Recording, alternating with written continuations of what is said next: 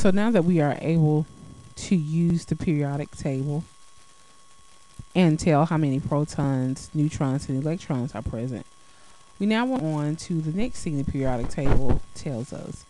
So along came a fellow named Bohr, and Bohr decided that he knew exactly how electrons worked. So he said electrons exist in orbits and they emit radiation energy. And he said what happens is that they are arranged in a certain way that in the first shell outside of the nucleus, you can have 2 electrons, and then in every shell after the first, you can have up to 8 electrons, meaning you can have a minimum of 1 and a maximum of 8 in every shell thereafter. So how does this translate into the information that we know already? So looking back at our periodic table that we just completed, we will take a look at the Bohr diagram. And the diagram just helps us to spatially arrange our electrons.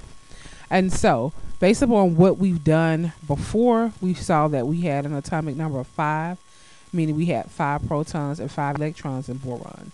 So if we were to space those 5 electrons in boron, we would have 2 electrons in the first shell and then 3 electrons in the shell thereafter. Because Bohr's model state that you have 2 electrons in the first shell and up to 8 electrons in every shell thereafter. Since we only had 5 total, that meant we had 2 in the first, 3 were left over, so we put those 3 in the second shell. Hydrogen, you only have 1 electron, so only 1 shows up in the first shell. For oxygen, hey, you have 8. That means you have 2 electrons in the first shell, and then you have 6 left over, and those 6 go into the outer shell. So you hear 2, 4, and 6. I made a mistake here, but that will give us 8. So you should have 8 electrons total, 2 in the first shell and 6 in the next shell. Phosphorus, moving on, it had 15. So if we take a look at it, we'll see that for 15, it's just like you think it would be. You would have, oops, sorry about that. So for 15, you would have 2 in the first shell, then you'd have 8 in the second shell, making it 10, and then you'd end up with 5 in the last shell, 2, 3, 4, and 5.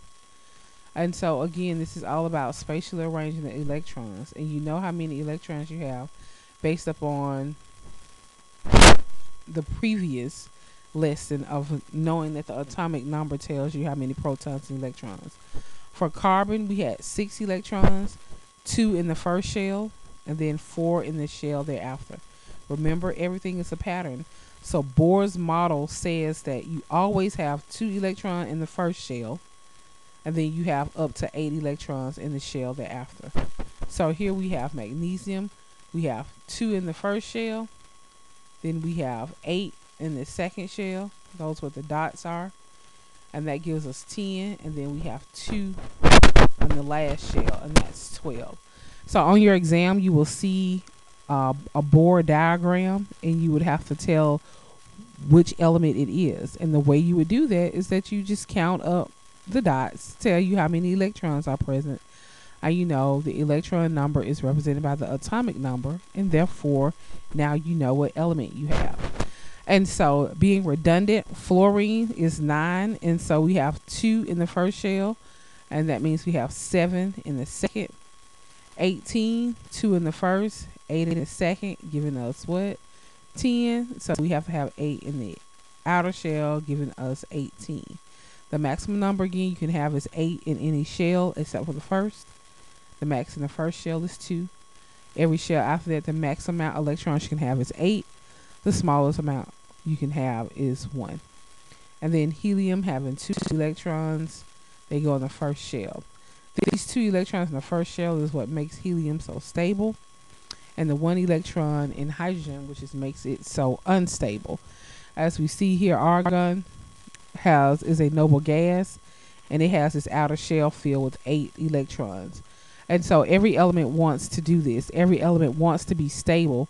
So they want to get to a point where they have either given their electrons away so that they can have 8 in their last shell, or we'll find out that they will actually bond with other elements to create an outer shell of 8 electrons.